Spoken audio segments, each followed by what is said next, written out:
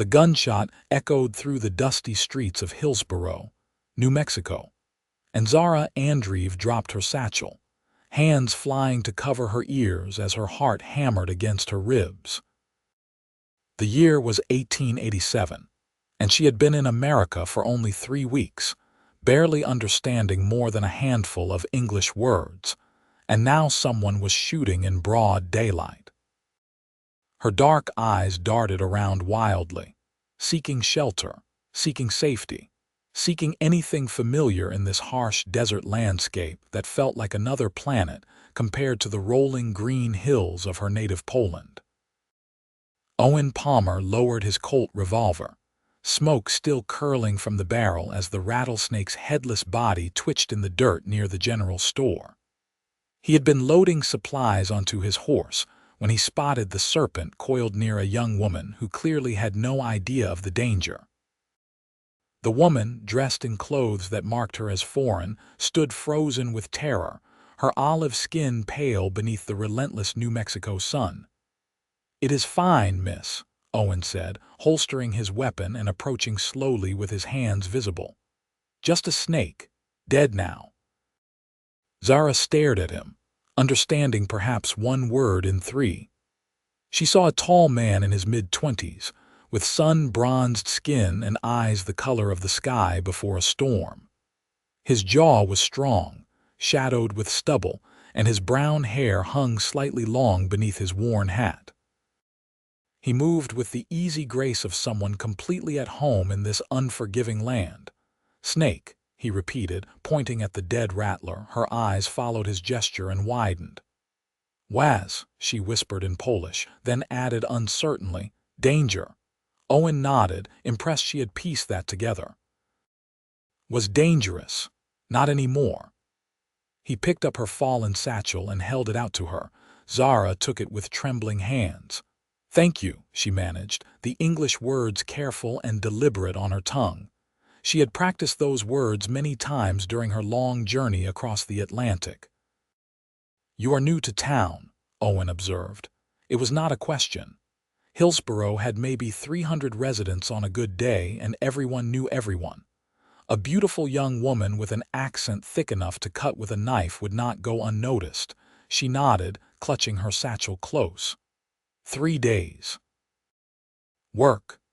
She gestured vaguely toward the edge of town where the boarding house stood. Owen knew the place. Mrs. Henderson ran it, a widow who took in boarders and occasionally hired help when arthritis made her own hands useless. "You work for Mrs. Henderson." Another nod.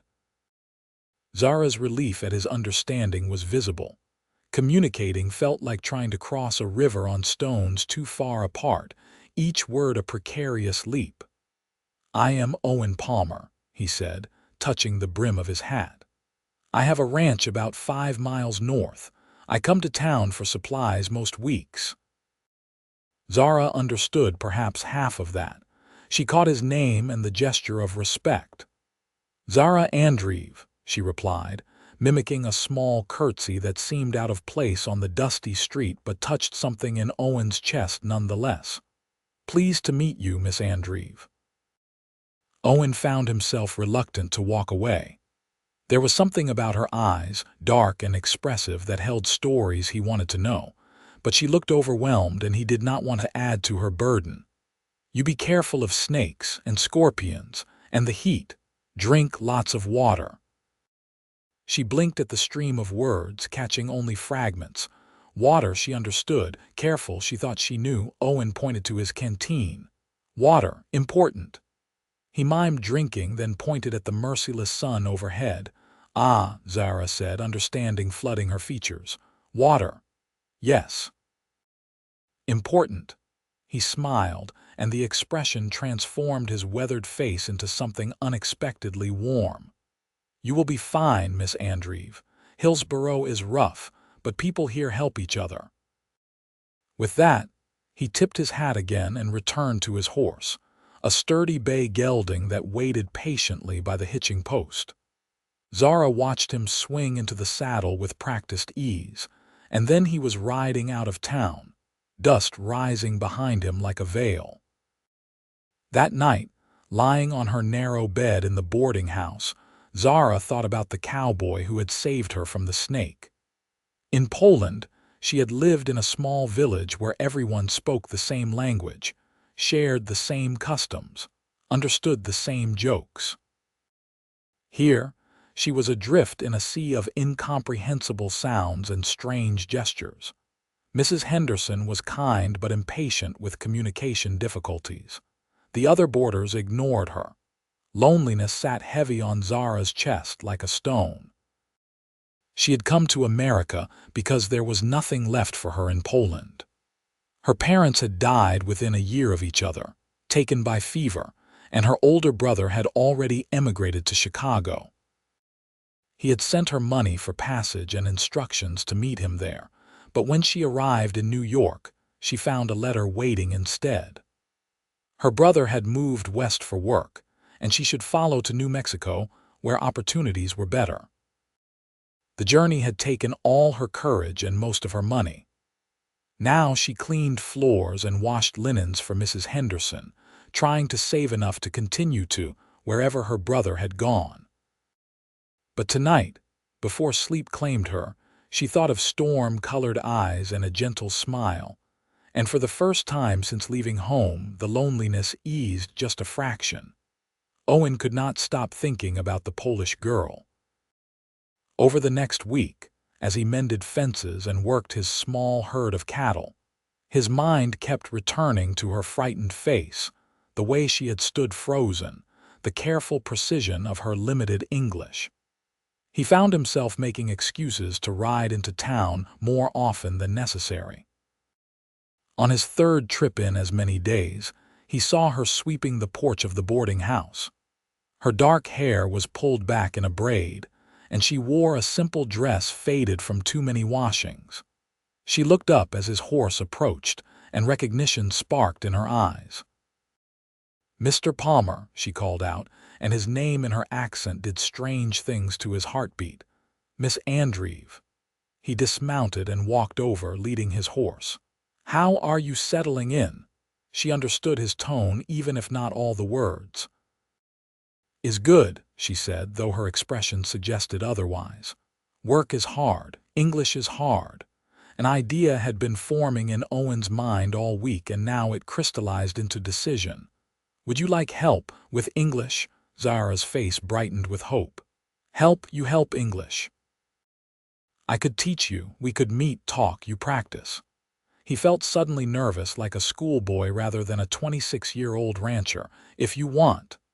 "Yes," she said immediately, so emphatically that he laughed. "Yes, please, is difficult alone. Tomorrow afternoon." "I could come by after your work."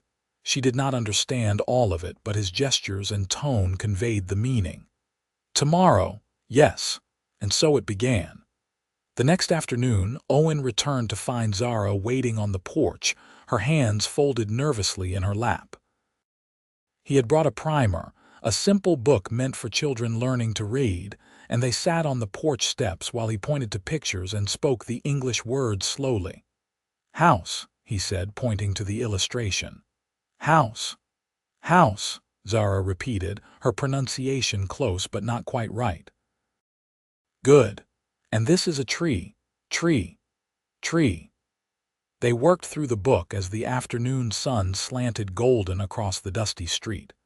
Owen found himself enchanted by her concentration, the way she bit her lower lip when focusing, the small sound of satisfaction when she mastered a difficult word.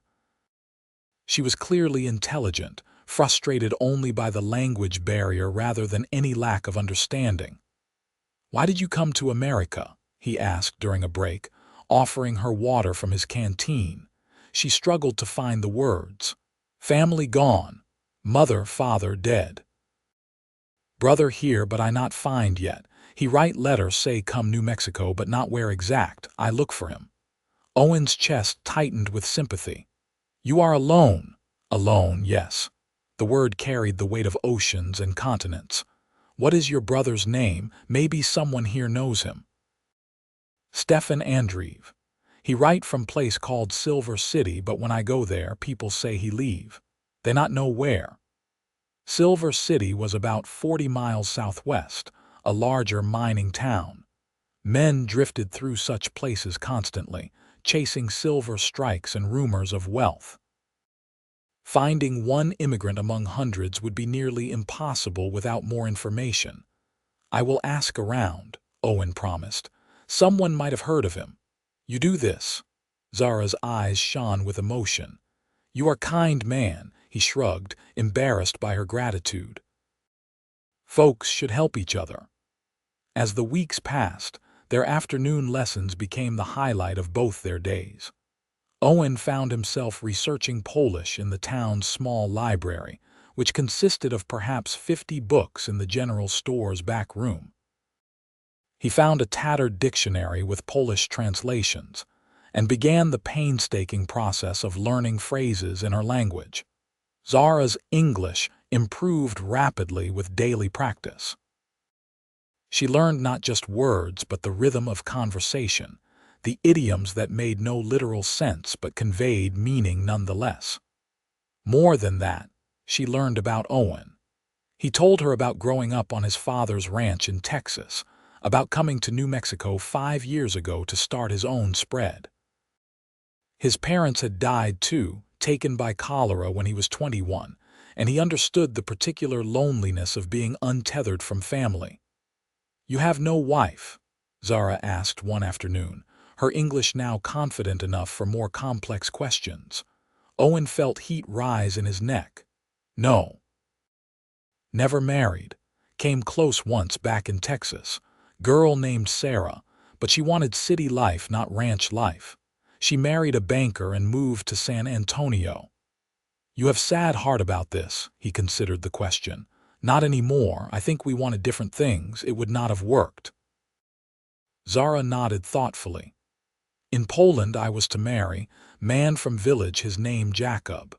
But he die before wedding, accident with horse, is long time now, 3 years. I think maybe I never marry, stay alone."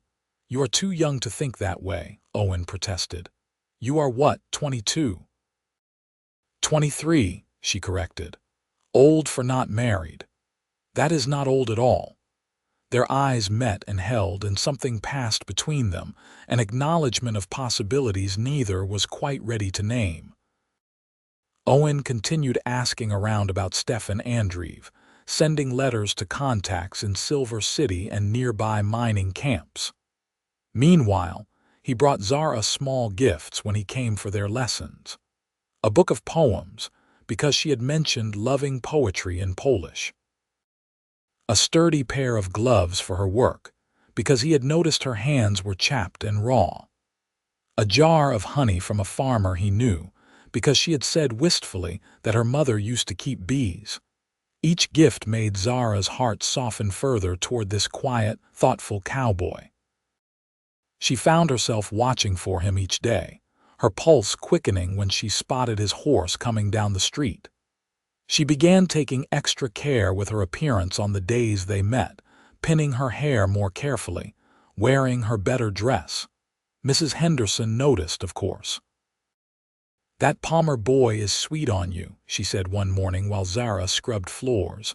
Zara had learned enough English to understand and enough boldness to respond.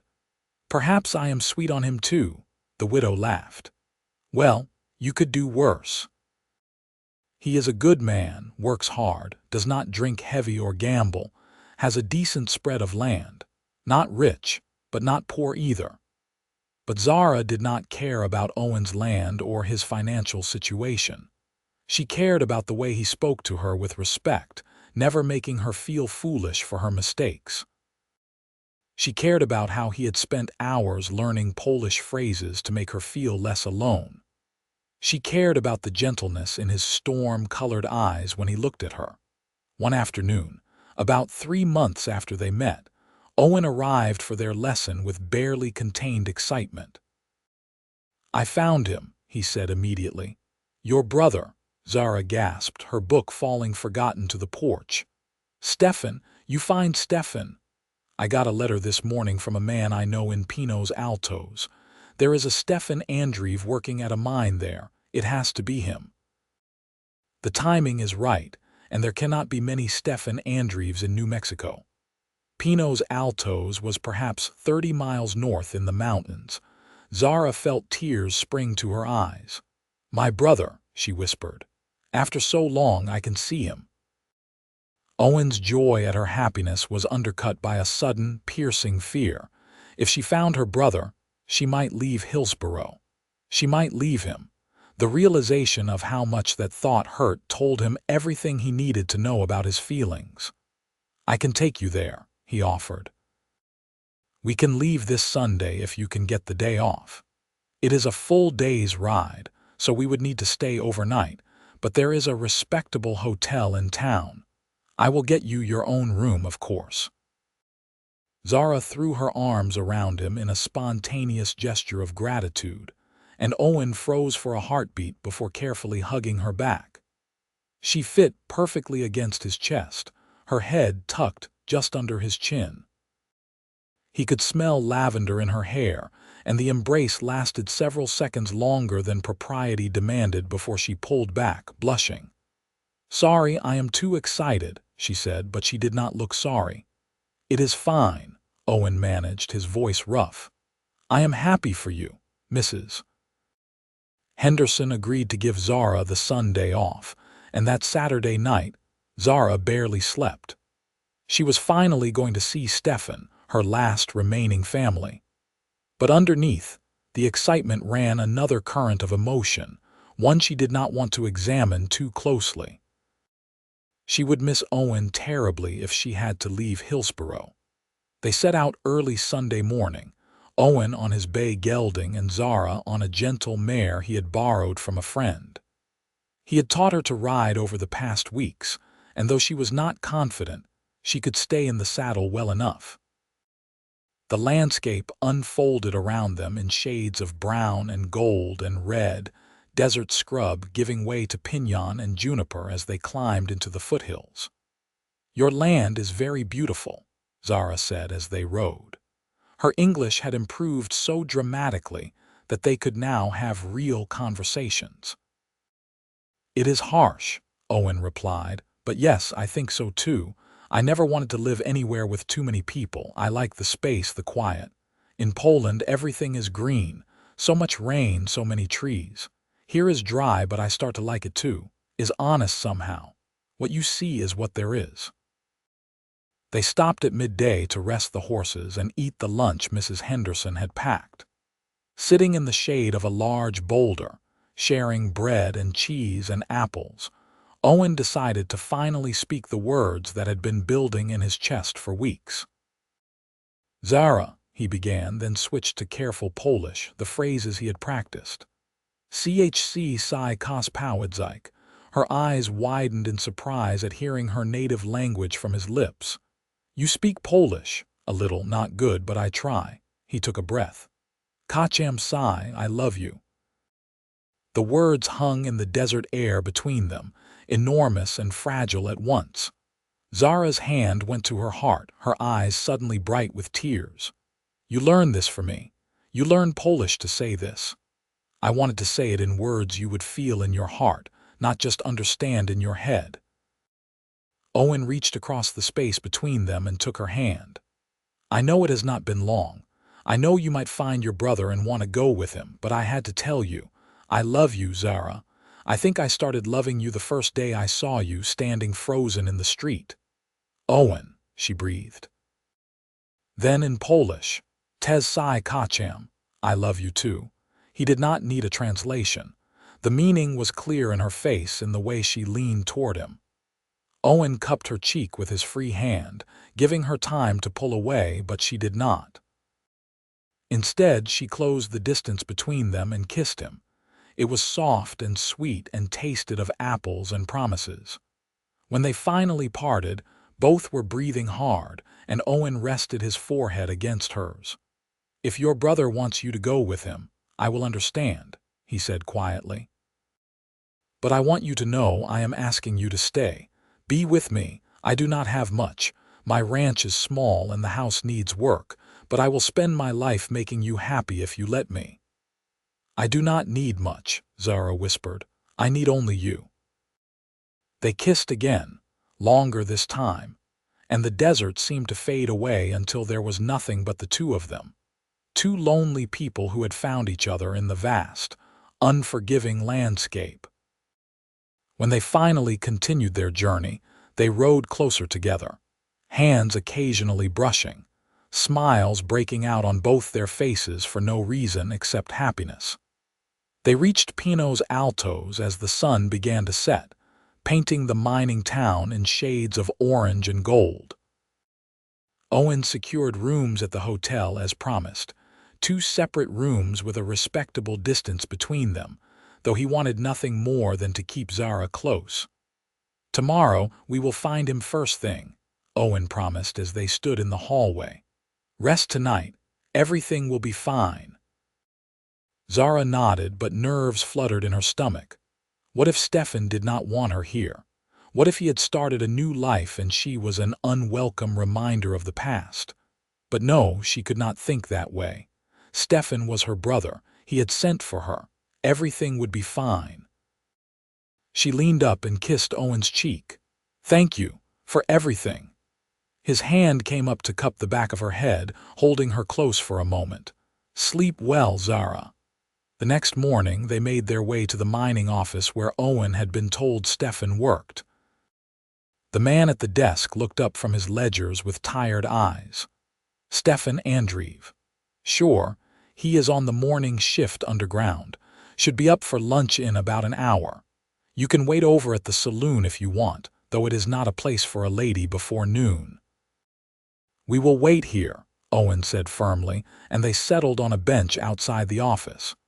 When the miners began emerging from the shaft, dirty and exhausted, Zara stood, scanning each face anxiously. Then she saw him. He was thinner than she remembered, his face lined with fatigue and coal dust, but it was unmistakably Stefan. He had the same dark eyes, the same set to his jaw. "Stefan," she called out, her voice breaking with emotion. He stopped dead, squinting against the sun. Then recognition dawned and his face transformed. "Zara! Zara!" They ran to each other, colliding in a fierce embrace. Stefan lifted her off her feet, spinning her around like he used to when she was a child. They were both crying and laughing, speaking rapid Polish that Owen could not follow but whose meaning was crystal clear. Finally, Stefan set her down and held her at arm's length. "How did you find me?" "I sent another letter to the boarding house in Hillsborough last month, telling you where I was, but I did not know if you ever got it."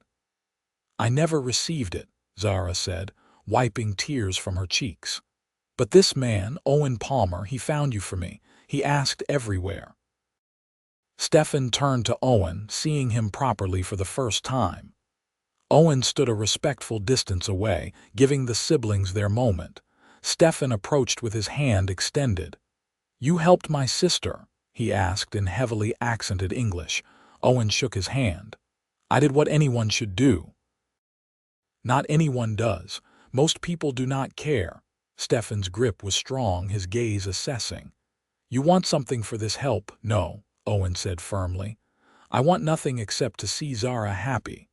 Stefan looked between them and understanding dawned on his face. "Ah. You are more than friends, I think." Zara blushed but lifted her chin. "Owen is a good man, Stefan. He has helped me since I arrived. He taught me English. He looked for you when I could not. And yes, we are more than friends." Stefan was silent for a long moment, then nodded slowly. "Come, we will have lunch and you will tell me everything." Over a meal at a small restaurant, Zara explained the past months while Stefan listened, his expression softening as the story unfolded. When she finished, he turned to Owen. "You learned Polish to speak to my sister."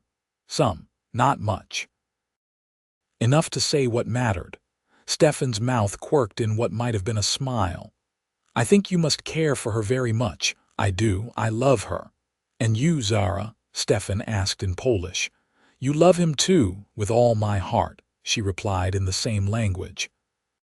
Stefan sighed, leaning back in his chair. "I brought you all this way and now I cannot give you what I promised. I thought I would make money in the mines, save enough to send for you properly, maybe start a business. But the work is hard and the pay is little. I live in a boarding house with 5 other men in one room. This is not a life to offer my little sister." "I do not need you to offer me a life," Zara said gently. "I just needed to know you were safe. I needed to see you. But now you have a better offer, I think." Stefan looked at Owen.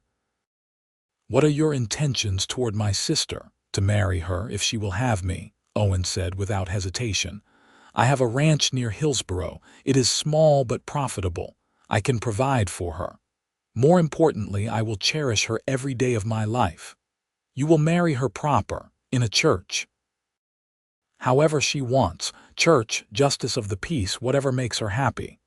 Stefan nodded slowly, then spoke to Zara in Polish. "Do you trust him?"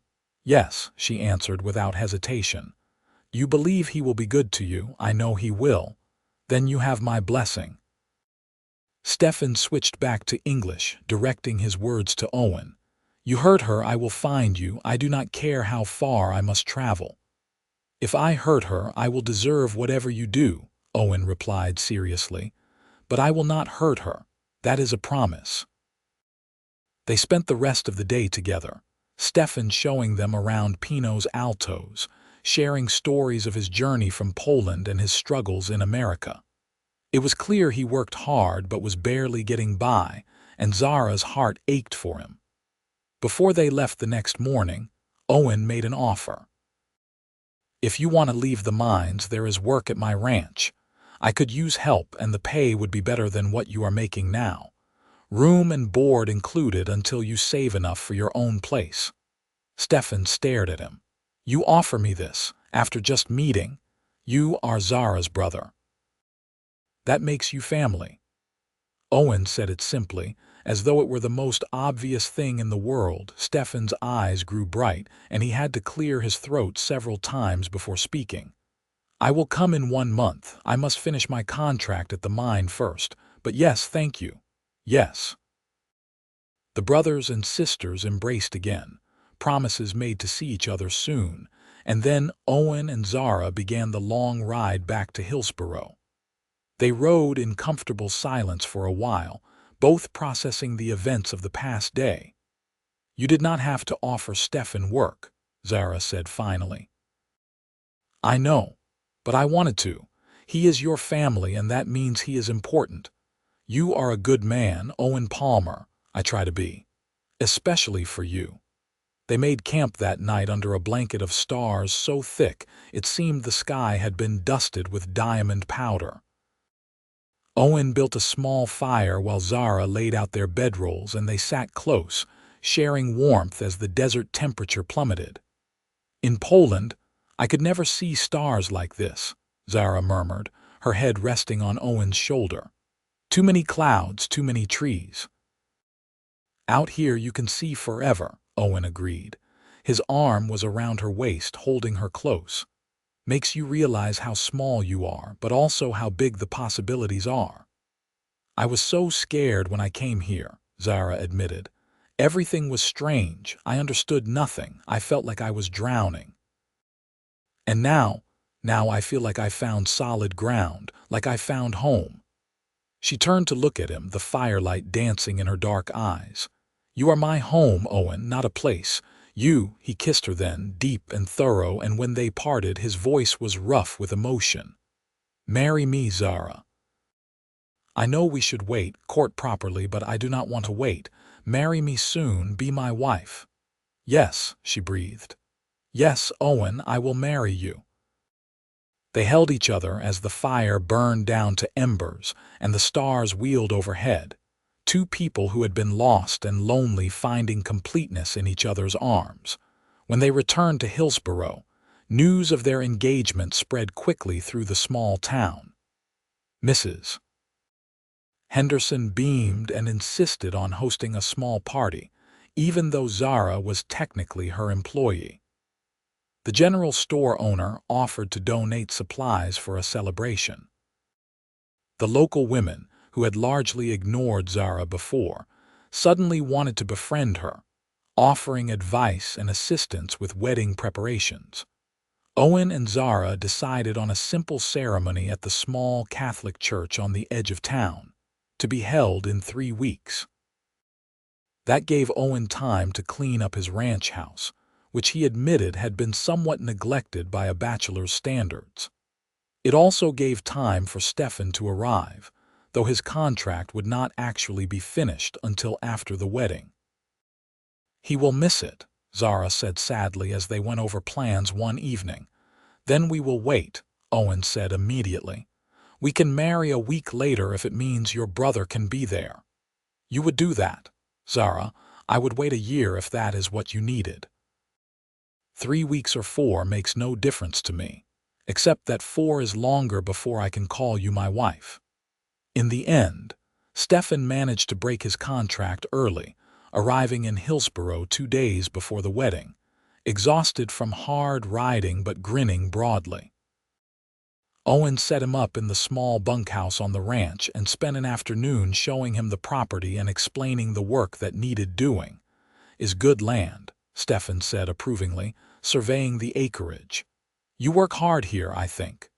"Every day, but it is good work, honest work." "You will be good for my sister. I see this now. She is happy, more happy than I ever see her, even before our parents died." The night before the wedding, Zara stayed at the boarding house as tradition demanded, though she slept little. She kept thinking about how much her life had changed in just 4 months. She had arrived in New Mexico alone, frightened, unable to communicate, with no prospects and little hope. Now she was about to marry a man she loved deeply.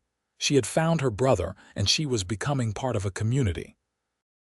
The morning of the wedding dawned clear and hot, as most days did in southern New Mexico. Mrs. Henderson helped Zara dress in a simple white gown that had belonged to the widow's daughter, altered to fit Zara's slimmer frame. She wove wildflowers into Zara's dark hair, which hung loose down her back in shining waves. "You look beautiful, dear," Mrs. Henderson said with satisfaction. "That young man of yours is going to forget how to breathe when he sees you." At the church, Owen waited nervously in his best suit, which he had purchased specifically for this day. His hands were slightly sweaty, and he kept adjusting his tie until Stefan, standing beside him as best man, reached over and stilled his hands.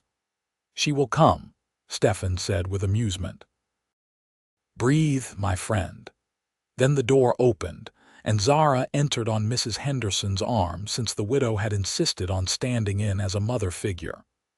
Owen's breath caught in his throat. She was radiant, her beauty enhanced by the joy shining from her face. Their eyes met across the small church, and in that moment, nothing else existed. The ceremony was simple, conducted by Father Rodriguez in a mix of English and Spanish, with a few phrases in Polish that Stefan had helped him learn. When it came time for the vows, Owen and Zara faced each other, hands clasped. "I, Owen James Palmer, take you, Zara Katerina Andreev, to be my wife," Owen said clearly. "I promise to love you, honor you, and cherish you in sickness and health, in prosperity and hardship, for all the days of my life." Zara repeated her own vows in English that had only the faintest accent now. "I, Zara Katerina Andreev, take you, Owen James Palmer, to be my husband. I promise to love you, honor you, and stand beside you in joy and sorrow, in plenty and want, for all the days of my life." "Do you have rings?" Father Rodriguez asked. Owen produced 2 simple gold bands, nothing fancy but solid and well made. He slid one onto Zara's finger, and she did the same for him, and then the priest was pronouncing them husband and wife, and Owen was kissing his bride while the small gathering of townspeople applauded. The reception was held at Mrs. Henderson's boarding house, with tables set up in the yard and food contributed by various neighbors. Someone produced a fiddle, another a guitar, and soon music filled the air. Owen danced with his new wife, holding her close as they swayed to the music. "Happy," he murmured against her hair. More than I ever dreamed possible, she replied. How is this my life now? How did I get so lucky? I am the lucky one, Owen corrected. I was alone for so long. I had given up on finding someone, then you came and suddenly everything made sense. They danced until sunset, when Owen finally swept Zara up into his arms, making her laugh, and carried her out to his wagon for the short ride back to the ranch. The wagon bed had been filled with blankets and cushions, making a soft nest, and they lay together under the emerging stars as the horse plodded along the familiar road. This morning I was Zara Andreev, she mused. Now I am Zara Palmer. It's strange how fast life changes. Good strange or bad strange, very good strange. She rolled to face him, propping herself up on one elbow. I love you, husband. I love you, wife. The words tasted sweet on his tongue. At the ranch house, Owen carried her over the threshold, another tradition, and set her down gently in the main room. He had spent the past week scrubbing and cleaning, making everything as nice as he could. Fresh curtains hung in the windows, a rug covered the worn floor, and flowers sat in a jar on the table. Is beautiful, Zara said, looking around with shining eyes. Our home. That night they came together as husband and wife, and it was tender and passionate and right. Afterward, lying tangled together in Owen's bed, which was now their bed, Zara traced patterns on his chest. You want children, she asked quietly, someday, if we are blessed with them, do you? Yes, I want to give them the family I lost. I want them to grow up safe and loved and never alone. They will be, Owen promised. Any child of ours will have all of that and more. The months that followed were the happiest of both their lives. Zara threw herself into making the ranch house a true home, sewing new curtains, planting a garden, cooking meals that filled the house with delicious smells. Stefan proved to be a hard worker and good company, living in the bunkhouse but joining them for meals. The ranch prospered under the labor of 2 men instead of 1, and Owen was able to expand his herd. Zara continued to improve her English, though she and Stefan spoke Polish together, and Owen kept learning as well. Often in the evenings, the 3 of them would sit on the porch, and Zara and Stefan would tell stories of Poland while Owen listened, fascinated by this glimpse into his wife's past. Winter came to New Mexico, and while it was nothing like the harsh winters Zara remembered from Poland, the temperature did drop, and occasionally they even saw snow on the distant mountains. Zara loved those mornings, standing on the porch wrapped in a blanket, watching the sunrise paint the snow-capped peaks pink and gold. One morning in late January, about 5 months after their wedding, Zara woke feeling queasy. She made it outside before being sick, and when she returned, Owen was up, worry creasing his face. Are you all right? Should I get the doctor? I do not think I need a doctor, Zara said slowly, understanding dawning. I think I am pregnant, Owen. He stared at her, the words taking a moment to register. Then a smile broke across his face like sunrise. Pregnant? We are going to have a baby, I think so. I have been feeling strange for a week, and now this. My mother was always sick in the mornings when she was pregnant. Owen pulled her into his arms, holding her as though she were made of glass. A baby, our baby. Are you happy? Zara asked, though she could feel the answer in the thundering of his heart against her cheek. Happy does not begin to cover it, he said roughly. I am terrified and thrilled and grateful all at once. They told Stefan at breakfast, and his whoop of joy could probably be heard in town. I am going to be an uncle. Our parents would be so proud, Zara, so proud. The pregnancy progressed smoothly. Zara bloomed with health, her skin glowing, her hair thick and shiny. Owen treated her like precious porcelain, insisting she rest, trying to take over her chores until she threatened to hit him with a wooden spoon. "I am pregnant, not broken," she informed him tartly. "Women have been doing this forever. I can still cook and clean. But you should not have to. You should rest. If I rest anymore, I will go crazy. Let me work, Owen. I will tell you if I need to stop." As spring arrived, bringing warmth back to the desert, Zara's belly grew round. She spent hours sewing baby clothes, tiny gowns and blankets, preparing for the arrival. Owen built a cradle from pine wood, sanding it smooth and carving their initials into the headboard. One evening in early June, about 8 months into the pregnancy, they sat on the porch watching the sunset. Zara's hand rested on her swollen belly, feeling the baby kick and move. "What do you want to name the baby?" Owen asked, his own hand covering hers. "If it is a girl, I would like to name her for my mother. Her name was Magdalena. We could call the baby Magda. Magda Palmer, I like that." "And if it is a boy," Zara thought for a moment, "maybe James for your middle name, or we could use a Polish name if you like." "James Palmer, that sounds good, strong." He kissed her temple. "Though I suspect it is a girl, you are carrying high." "Old wives' tales," Zara scoffed. "We will see who is right soon enough." The baby, as it turned out, was a boy. He arrived on a sweltering night in late June, announcing himself with strong lungs and a healthy squall. The local midwife, Mrs. Chen, delivered him with practiced efficiency while Owen paced anxiously outside, Stefan keeping him company. When Mrs. Chen finally emerged, she was smiling. "You have a son, Mr. Palmer. A big, healthy boy. Your wife is tired but doing well." Owen nearly knocked her over in his rush to get inside.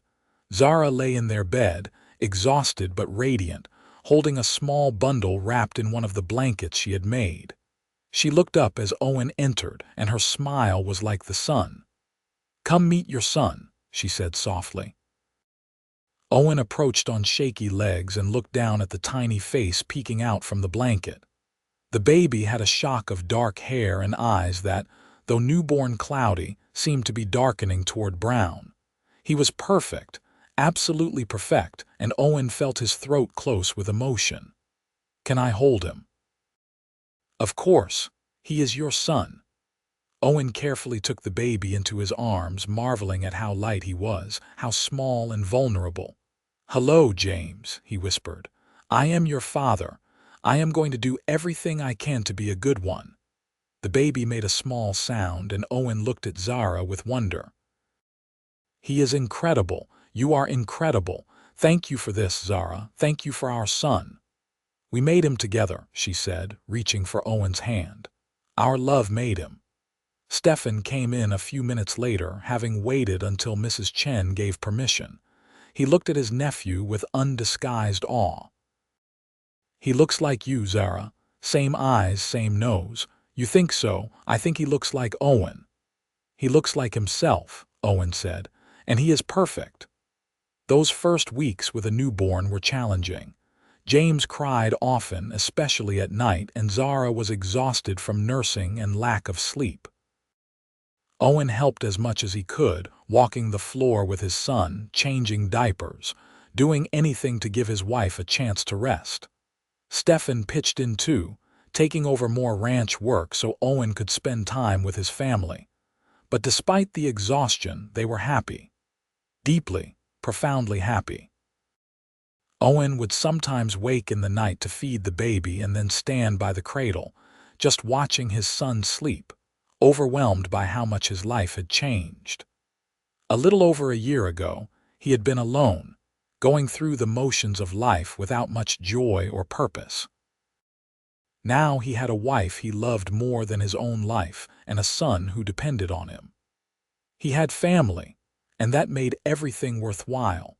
Zara adjusted to motherhood with grace, finding reserves of patience she had not known she possessed. She loved nursing her son, loved the quiet moments in the rocking chair Owen had built for her, the baby warm and content against her breast. She sang him Polish lullabies, the same ones her mother had sung to her, and the sound of those songs in the New Mexico night was both strange and comforting. As summer turned to fall, James grew and thrived. He smiled early, a toothless, gummy grin that melted hearts. He laughed at his father's silly faces, kicked his legs with joy when his mother appeared. Stefan carved him toys from scraps of wood, simple animals that the baby grasped with chubby fingers. On James's first Christmas, when he was 6 months old, the family gathered in the ranch house. Stefan had met a woman in town, a widow named Mary with 2 young daughters, and he brought them along, shy but pleased to be included. They ate a feast that Zara had spent days preparing, mixing traditional Polish dishes with American ones, creating a blend that suited their blended life. After dinner, Owen pulled Zara aside, into the bedroom away from the others. From his pocket, he produced a small wrapped package. "I made you something," he said, suddenly nervous. Zara unwrapped the paper carefully to reveal a wooden box, polished smooth and carved with intricate designs. She opened it to find it lined with soft cloth, and inside was a silver locket on a delicate chain. "Owen," she breathed, "it is beautiful." "Open it," she did, and inside were 2 tiny photographs. One was of her parents, taken before they died, a photo she had brought from Poland and thought lost. The other was of their wedding day, Owen and Zara smiling at each other as though no one else existed. "How did you get these?" she asked, tears streaming down her face. "I found the one of your parents in your trunk when I was looking for something else. You had mentioned thinking it was lost, so I assumed you did not know it was there. And I had a photographer take our picture at the wedding, remember? I had copies made. I wanted you to have them close, your past and your present together." Zara threw her arms around his neck, the locket clutched in one hand. "I love you so much. How are you so thoughtful? You make me want to be," he said simply. "You make me want to be the best man I can be." She kissed him then, deep and thorough, and it led to more, the kind of intimacy they had been unable to share often since James's birth. Later, lying tangled together in their bed, listening to the murmur of conversation from the other room and James's occasional babble, Zara felt peace settle over her like a blanket. "You ever miss Poland?" Owen asked quietly, his fingers tracing patterns on her bare shoulder. "Sometimes. I miss my parents. I miss the green hills and the rain. I miss knowing what everyone is saying without having to think about it." She paused. "But I do not want to go back. This is home now. You are home. James, Stefan, this ranch, this life. This is where I belong." "I am glad," Owen said. "Because I cannot imagine my life without you in it. I do not want to." "You will never have to," she promised. "I am here, Owen. Forever." The years passed in a blur of work and love and growing. James took his first steps at 10 months, his first words at a year. He was a curious, active child, always getting into things, always wanting to help his father even when his help mostly created more work. But Owen was endlessly patient, lifting his son onto his shoulders to ride out to check on the cattle, teaching him the names of plants and animals, showing him how to be gentle with the horses. When James was 2, Stefan married Mary in a ceremony even simpler than Owen and Zara's had been. They moved into a small house in town that Stefan had been slowly building, and though Zara missed her brother's daily presence, she was happy he had found love. Mary was kind and practical, and her daughters adored their new stepfather. A few months after Stefan's wedding, Zara discovered she was pregnant again. This time, the pregnancy was harder. She was often tired and sick, and by the end she was enormous, leading Owen to joke that there might be twins. There were not twins, but there was a daughter, born on a cool October morning. They named her Magdalena, as Zara had wanted, calling her Magda for short. She had Owen's blue-gray eyes and Zara's dark hair, and from the moment she entered the world, she had her father wrapped around her tiny finger. James, now 3, was fascinated by his baby sister. He wanted to hold her constantly, to help feed her, to show her his toys even though she was too young to appreciate them. Owen and Zara watched their children together with hearts so full they thought they might burst. "We made this," Zara said one evening, the children asleep, she and Owen sitting on the porch in the twilight. "Two people who were alone in the world, and we made this family." "Best thing I ever did," Owen agreed, his arm around her shoulders. "Finding you was like finding the other half of my soul." Life settled into a comfortable rhythm. The ranch continued to prosper, allowing them to expand and improve. Owen hired another hand, a young man from Texas named Ben, which gave him more time to spend with his family. James started attending the small school in town, riding in with Owen when he went for supplies. Magda grew from a quiet baby into a mischievous toddler who kept Zara constantly busy. When James was 7 and Magda 4, Zara became pregnant for a third time. This pregnancy was easier than Magda's had been, and she carried it with confidence. In the spring, she delivered another son whom they named Thomas. He was a calm baby, rarely fussy, content to observe the world with solemn eyes. Stephen and Mary had added to their family as well, first a son of their own, then another daughter. The two families got together often, Sunday dinners that were loud and chaotic and wonderful. The children played together, running wild in the yard while the adults talked and laughed. On one such Sunday, about a year after Thomas was born, Stephen pulled Owen aside. "I wanted to thank you," Stephen said quietly. "For what? For everything. For finding me when Zara needed me. For offering me work when I had nothing. For being a good husband to my sister. For welcoming me into your family." Stephen's eyes were bright. "When I came to America, I thought I would be alone forever. I thought I had lost everything. But you helped me build a new life. You are my brother now, not just because you married Zara, but because you chose to be." Owen clasped Stephen's shoulder, moved beyond words for a moment. "You are my brother too. Family is not just blood. It is choosing to stand by each other day after day." They rejoined the others, and the afternoon continued with games and food and laughter. Watching Zara play with their children, her face lit with joy, Owen felt the same surge of gratitude he had felt countless times before. His life could have gone so differently. He could have been alone forever, a bachelor rancher living a solitary existence. Instead, he had love, family, purpose. That night, after the children were asleep and he and Zara lay in bed, he told her what Stephen had said. "He is right to thank you," Zara said, snuggling close. "You changed both our lives. You changed mine too.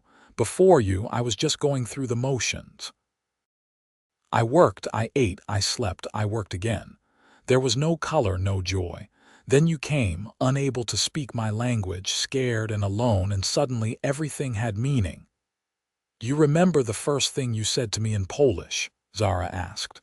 "After you had learned it, I told you I loved you." "Yes, and do you know what I thought in that moment? What? I thought, this man learned a whole language just to tell me he loves me. If that is not love, nothing is." She tilted her face up to kiss him. "I knew then I would love you forever." "Forever," Owen echoed. "That sounds just right." The children grew. James became a serious boy, thoughtful and observant, with a love for books that surprised both his parents. Magda was wild and free, always covered in dirt, always climbing trees or chasing chickens. Thomas was the peacemaker, gentle and kind, the one who could stop his siblings' arguments with a few soft words. Owen and Zara grew older too, the years leaving their marks.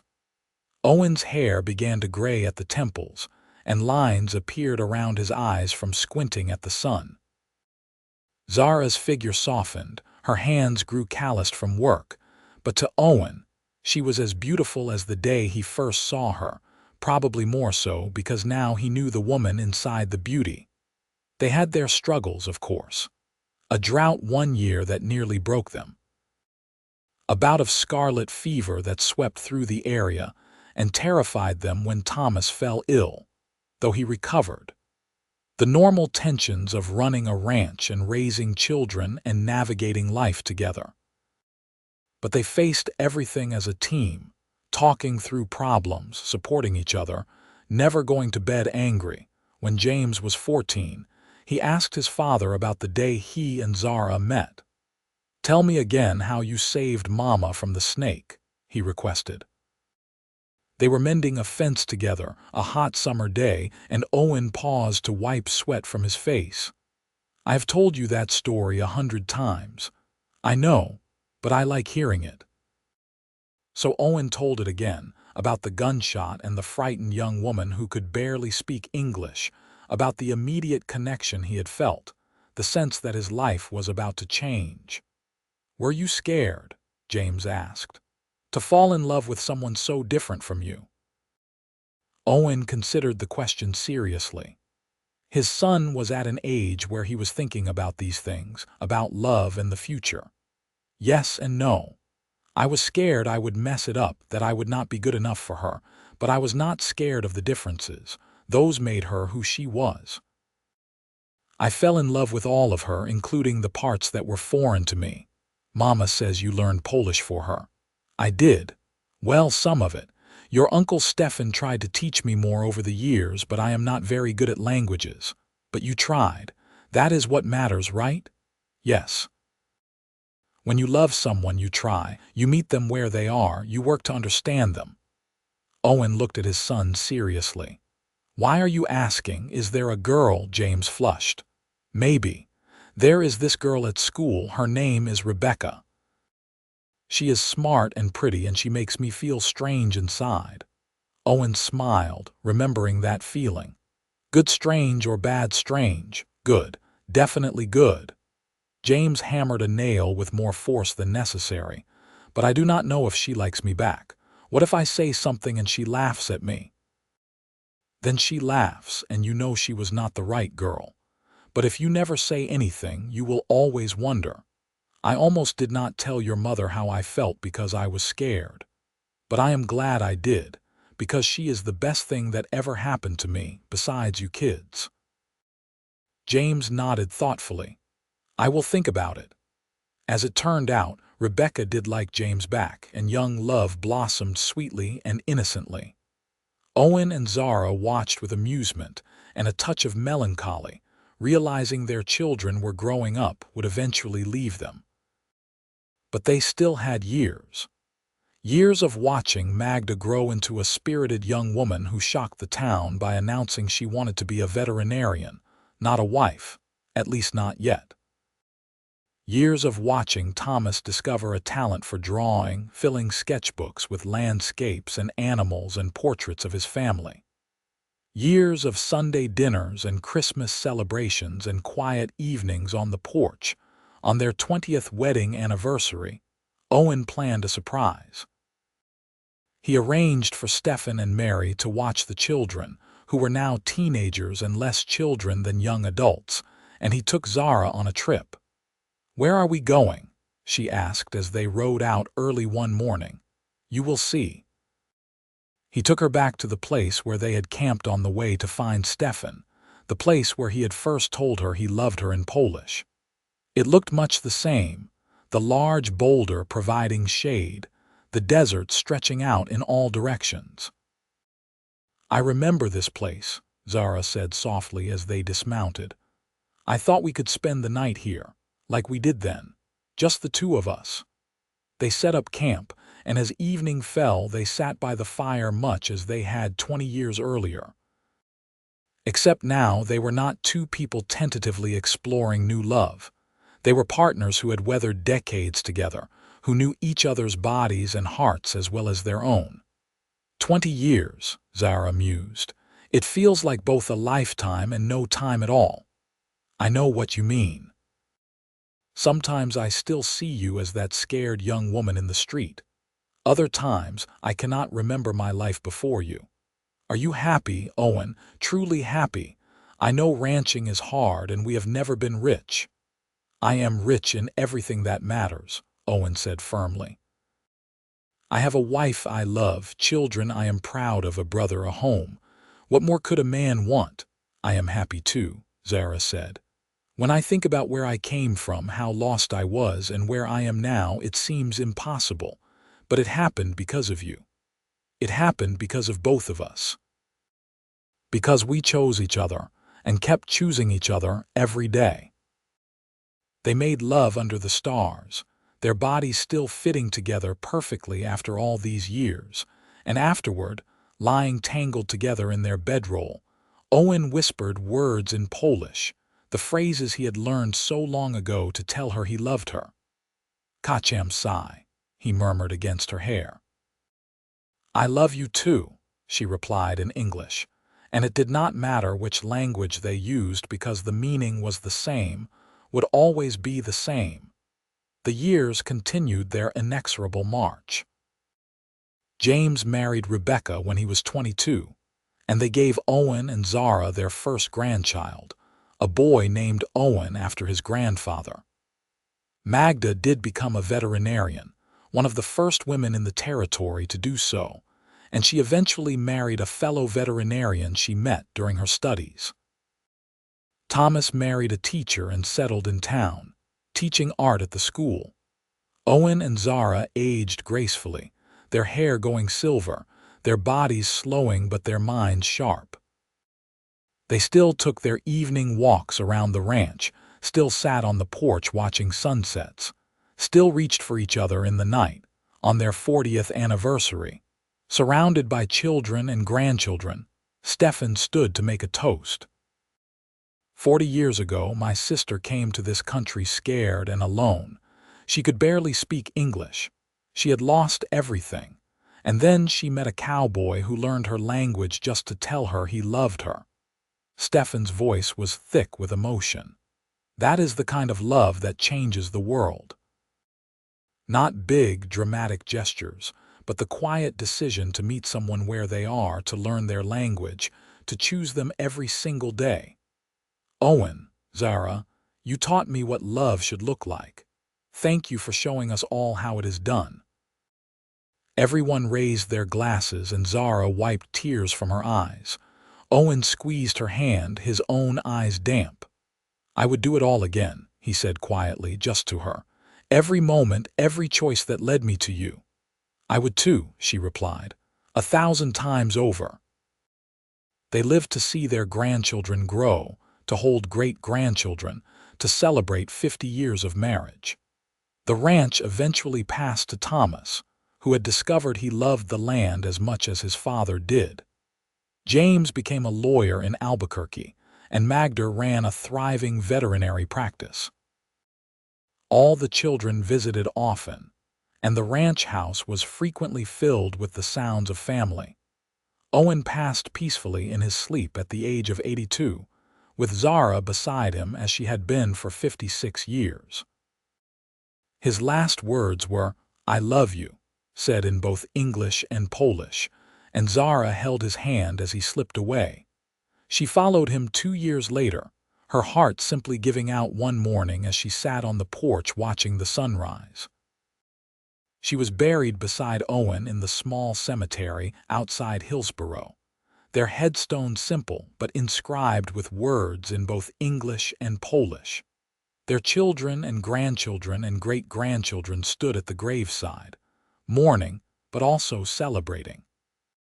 Celebrating a love story that had started with a gunshot and a frightened immigrant girl, that had grown through language barriers and cultural differences, that had been nurtured by patience and kindness and daily choice. James, now an old man himself, looked at his own children and grandchildren gathered around. They built this, he said quietly. All of us, this family, this legacy. It started with 2 lonely people who found each other and chose love.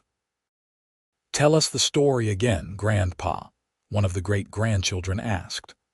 about how great-grandpa saved great-grandma from the snake. So James told it, the story he had heard 100 times, the story that had become family legend. About the cowboy and the immigrant girl who could barely speak English, about how he learned her language to say "I love you," about how that simple act of devotion had built a family, a legacy, a love that would echo through generations. And in the telling, Owen and Zara lived again, young and full of hope, falling in love in the harsh, beautiful landscape of New Mexico, building something that would last far beyond their mortal years. They had found each other against all odds, two people who should have remained strangers but instead became everything to one another. Their love story was not grand or dramatic. There were no sweeping gestures or fairy tale moments. It was built on the small things, the daily choices, the effort to understand and be understood. Owen learning Polish, Zara learning English, both learning the language of love which required no translation, and in the end that was the greatest legacy they left. Not the ranch or the money or even the family itself, but the lesson that love is a choice, made new every day. That it requires effort and patience and the willingness to meet someone where they are, that it can bridge any divide, cross any barrier, survive any hardship. The sun set over the New Mexico desert, painting the sky in shades of orange and gold and red, just as it had done for millions of years and would do for millions more. The land remained, harsh and beautiful and unforgiving. But in the hearts of the family gathered at that graveside, in the stories they would tell and the love they would share, Owen and Zara Palmer lived on. Their story had started with strangers meeting on a dusty street, and it ended with generations of family standing together in grief and gratitude. It was a love story that proved the simple truth that the best things in life often come from the most unexpected places, and that sometimes, learning to say, "I love you" in someone else's language is the most important thing you can ever do.